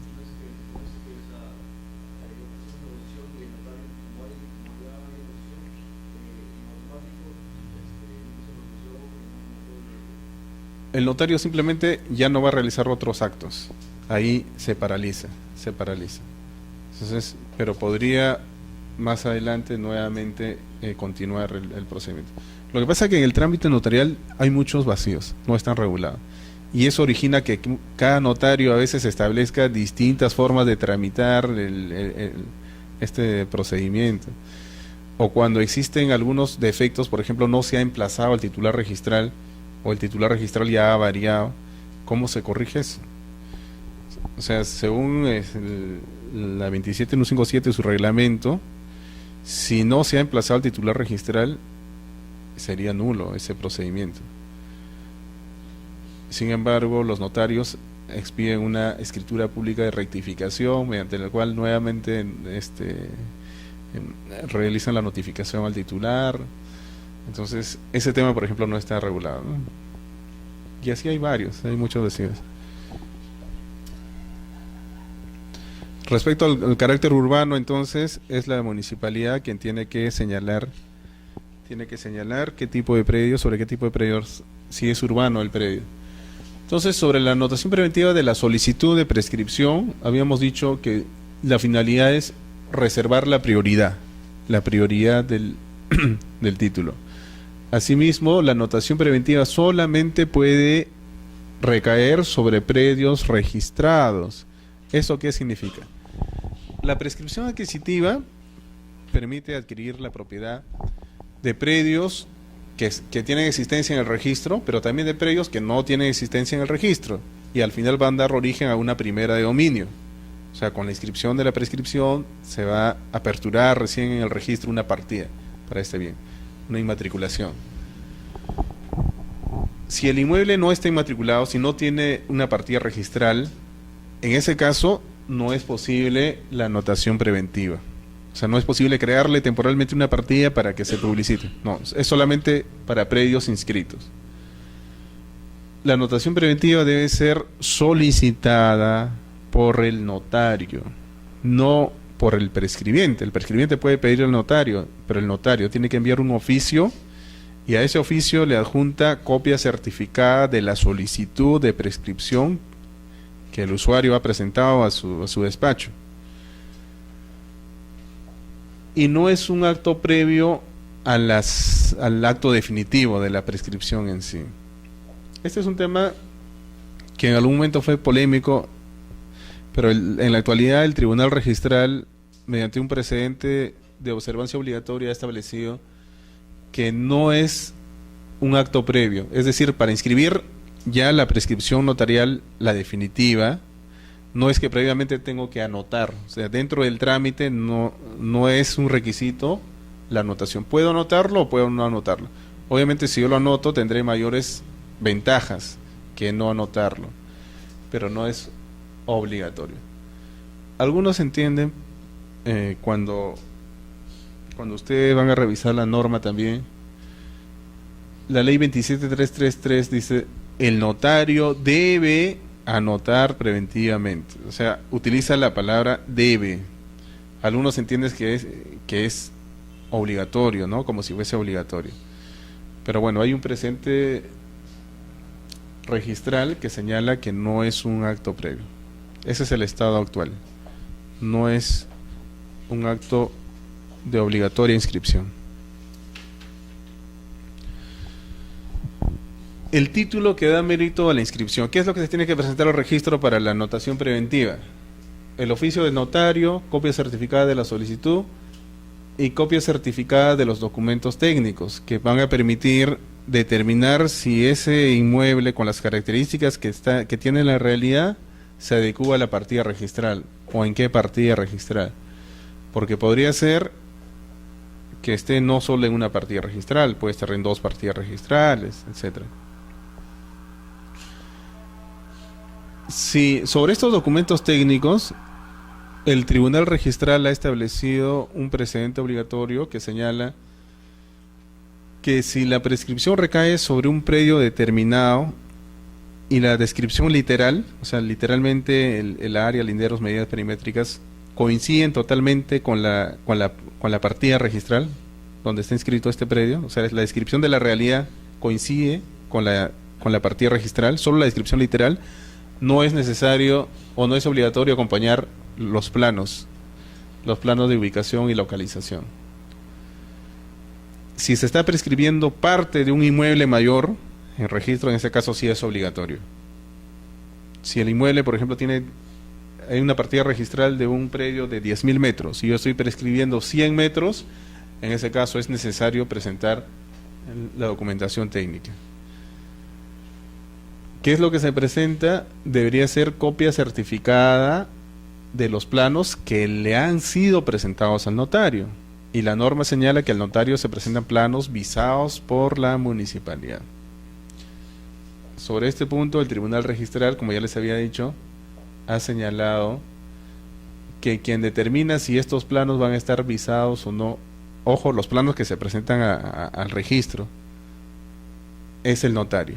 O sea, si el notario considera que esos planos no van a estar visados por la municipalidad, los planos que se van a presentar al registro, entonces no van a ser objeto de observación. Pero al notario sí le tienen que presentar planos visados por la municipalidad, porque eso lo señala expresamente la norma. Hay que diferenciar presentación de estos documentos técnicos al notario y la presentación de copias certificadas de estos documentos técnicos al registro. Son dos cosas distintas. Para presentar al registro según el tribunal registral, pueden ser no visados por la municipalidad. Pero para presentar al notario tiene que ser obligatoriamente, porque hay una norma expresa. Por eso que hay un desfase ahí, ¿no? Porque lo ideal y lo lógico sería que se presente al registro los mismos planos que se han presentado a la solicitud. Pero bueno, así están las cosas actualmente, ¿no? Y sobre eso se ha cuestionado, hay artículos que se han escrito en contra del precedente del tribunal registral, pero aún sigue vigente. La documentación técnica son los planos perimétricos y planos de ubicación, que están regulados en la ley 27157 en los incisos que señalamos. Sobre esto, como habíamos dicho, sobre la anotación preventiva, algunos precedentes. Un precedente que señala que no constituye acto previo para la inscripción definitiva. Asimismo, como ya también he señalado, hay un precedente que señala que no va a ser necesario la presentación de los planos cuando se adecúan totalmente a la partida registral. Es decir, si yo estoy prescribiendo, según la realidad, un área de 200 metros, y esos 200 metros están inscritos y en la partida registral también tiene 200 metros, hay una adecuación total. No va a ser necesaria la presentación de los planos. Ojo, presentación al registro. Al notario sí tienen que presentarlo, obligatoriamente. Hay algunos que confunden y a veces presentan solicitudes al notario y al notario le dicen, de conformidad con el precedente tal, no le adjunto planos porque se adecúa totalmente a la partida registral, lo cual no es correcto, ¿no? Ese precedente se aplica solo para el ámbito registral, no para el tema notarial. El siguiente acto inscribible es la cancelación de la anotación preventiva. Y la cancelación de la anotación preventiva se realiza porque se presentó oposición al trámite. En ese caso, el notario puede solicitar al registro la cancelación de esa anotación preventiva. El notario presenta un oficio y en ese oficio tiene que señalar expresamente, habiéndose presentado la oposición, solicito la cancelación o el levantamiento de la anotación preventiva. A veces se levanta la anotación preventiva y más adelante nuevamente se anota, porque ya sigue el procedimiento o se inicia, a veces lo inician ante otro notario, y ese también es un tema, hay vacíos, ¿no? Si es que se puede iniciar, ¿cuántas veces se puede continuar el trámite? O sea, concluyó en un notario, luego inician en otro notario.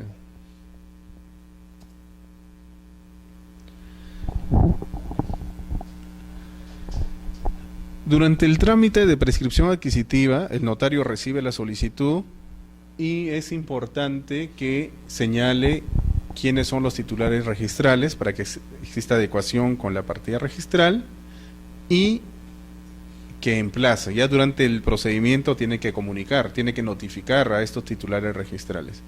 Y para notificar es importante saber dónde viven, ¿no? La dirección de los titulares registrales.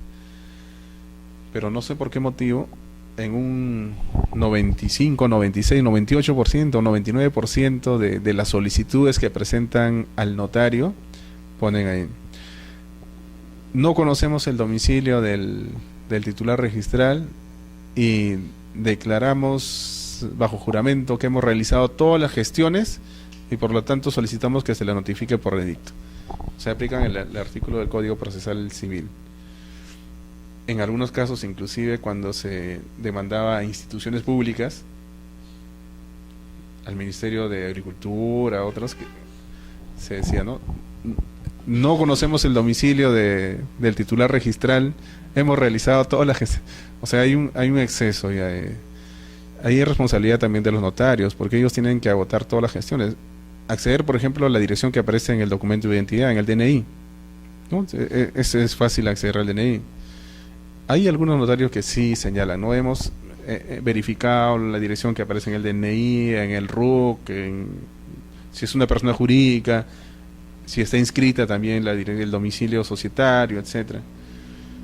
Pero en la mayoría parece que por este tema, para evitar que se opongan, no notifican directamente, sino a través de las publicaciones. Cuando notifican directamente, hay mayor posibilidad de que se presenten las oposiciones. Y de una u otra forma, los notarios también, digamos, la parcialidad en un 100% tal vez no se mantiene, porque ellos también tienen un interés económico en que se resuelva, que se declare la propiedad. Si se declara la propiedad, entonces sus honorarios serán distintos a que se frustre. Por lo tanto, por ahí también es un tema a veces cuestionable. El notario tiene que ir al lugar, levantar un acta, tiene que constatar y levanta un acta de presencia, donde tiene que verificar las características del inmueble, que es igual a la que aparece en la documentación que se le ha presentado. Tiene que tomar los dichos de los colindantes, si estuviesen los testigos también puede tomar la declaración de los testigos en ese lugar, o puede ser posteriormente. El hecho es que va al lugar y constata de que existe el bien, y realiza publicaciones en el diario, ¿no? En 2 diarios, en El Peruano y en otro diario de mayor circulación también, por 3 días. Y esas publicaciones, después de la última publicación, transcurrido 30 días de la última publicación, y si no se ha presentado oposición hasta ese momento, el notario declara la propiedad por prescripción adquisitiva. Y esa declaración se va a formalizar mediante una escritura pública.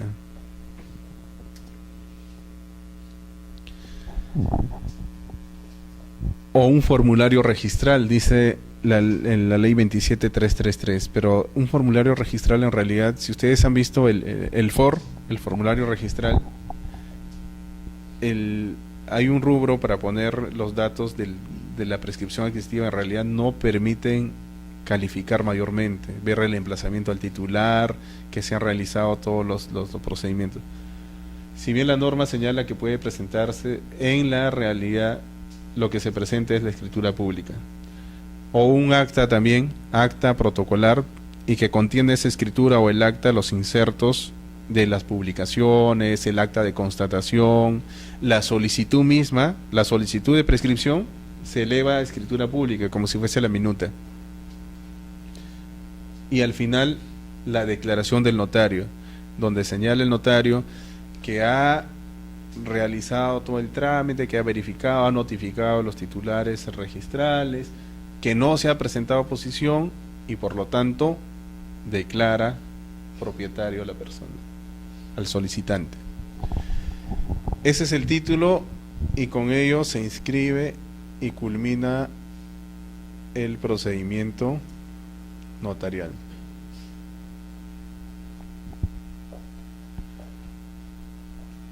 Entonces tenemos ya la declaración notarial de prescripción adquisitiva, pero a veces puede ocurrir un problema, porque nosotros hemos anotado la solicitud y ya tenemos el título definitivo de la prescripción. Podría ser que hay una variación en la descripción del inmueble. ¿Por qué? En el curso del procedimiento posiblemente se han dado cuenta que el inmueble no tenía un área de 10.000 metros, sino simplemente de 9.500, o no tenía 10.000 sino 10.500. Entonces, como el notario ha ido, constatado, etcétera, hay una discrepancia. ¿Qué ocurre en esos casos? Porque tenemos nosotros anotado la solicitud por un área, y por esa área es que se publicita, y por esa área es que se pone y se tiene la prioridad. Pero si la definitiva ya tiene un área distinta, en ese caso, si el área de la prescripción definitiva es menor a la que se anotó en la solicitud, el título puede inscribirse, solo tiene que presentarse nueva documentación técnica. La prioridad se ha hecho por un área mayor, se ha reservado la prioridad por un área mayor. Pero ¿qué ocurre si el área ya en la prescripción definitiva es mayor a lo que señalaba en la solicitud? En ese caso no puede inscribirse, porque la reserva se ha hecho no por esa área, sino por un área menor. Entonces no es posible inscribirle, salvo que se pida que se inscriba según el área de la anotación preventiva. En ese caso sí es posible la inscripción.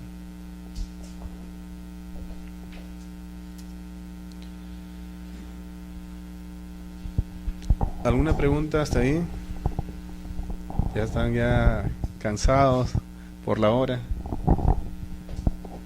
Sobre los bienes del Estado que habíamos visto hace un momento, el Estado tiene bienes que son de dominio público, que es de todos nosotros, como las avenidas, los parques, todas las áreas de aporte en las habilitaciones urbanas son bienes de dominio público, o bienes de dominio privado que tiene como si fuese cualquier particular, sedes de algunas oficinas administrativas, etcétera, etcétera.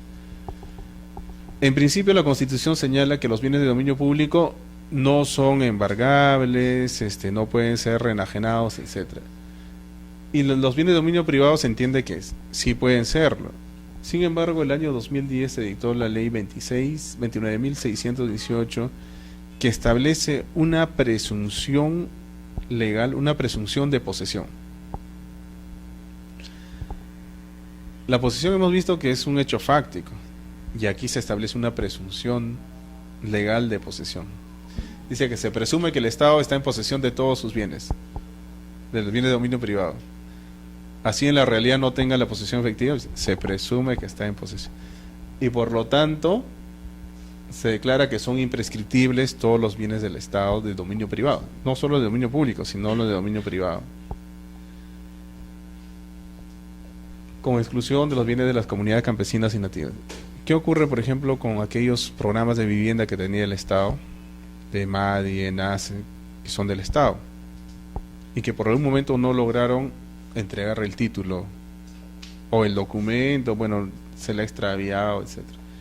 Pero las personas están en posesión y ya tienen varios años. Según estas normas serían imprescriptibles. En sede registral, a partir de esta norma, cuando los notarios solicitaban la prescripción adquisitiva de estos bienes, en principio se tachaban los títulos. ¿Por qué? Porque eran imprescriptibles.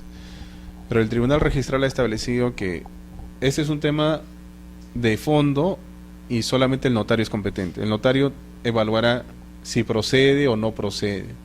Por lo tanto, y como hacen muchos notarios, si ven que ya en la época en que se dictó esta norma ya había cumplido los requisitos de la prescripción, entonces ya era propietario.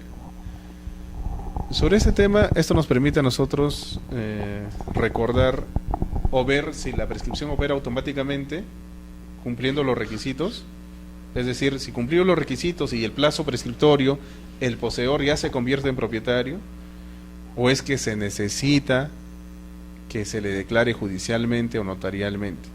O sea, esta declaración notarial o judicial ¿es constitutiva del derecho de propiedad o simplemente es una declaración de un derecho que ya lo adquirió cumpliendo los requisitos? ¿Cuándo es propietario? ¿Con la sentencia, la escritura pública del notario o cuando cumplió 10 años siendo la posesión pacífica? ¿A partir de qué momento ya se le considera propietario al poseedor? Ese es el tema de fondo. En la doctrina se entiende que la prescripción opera automáticamente. O sea, basta que yo esté en posesión pacífica, pública, continua y cumplo el plazo, la corta o la larga, desde ese momento ya soy propietario. Y lo único que necesito es ir al Poder Judicial o al notario para que me entreguen el documento, el título, que reconozca, pero ya es mi derecho, ya soy propietario. Y si después de haber cumplido los requisitos y antes de la declaración del notario o del Poder Judicial se presenta el titular registral, el propietario presenta una acción reivindicatoria, por ejemplo, ya esa acción reivindicatoria no procedería, porque él ya no es propietario, yo soy propietario, sino que simplemente está por otorgarme el título, pero yo ya soy propietario. En doctrina. En la jurisprudencia las decisiones están divididas. Hay algunos están divididos más o menos. Hay un sector del Poder Judicial que reconoce que opera automáticamente la prescripción. Por lo tanto, si un propietario presenta la reivindicación después de que el prescribiente cumplió los requisitos, prima la prescripción sobre la reivindicación. Pero hay otro sector que señala que será propietario desde el momento en que se le declare judicialmente. Por lo tanto, si el titular registral o el propietario presenta la reivindicación y esta reivindicación ha sido antes de la declaración judicial de prescripción, prima la reivindicación. Entonces están divididas, jurisprudencialmente están divididas las opiniones. En la doctrina se entiende que opera automáticamente. Los notarios al final de cuentas son los que van a determinar en estos casos si la prescripción opera automáticamente o no. Si entienden que opera automáticamente, antes de la entrada en vigencia de esta norma, si el poseedor ya cumplía con los requisitos, ya era propietario. Por lo tanto, van a tramitar la prescripción adquisitiva. Y lo hacen, ¿no? Muchos lo hacen. Y en sede registral ya no se cuestiona, porque es un tema de competencia del notario, es un tema de fondo, que él lo ha evaluado.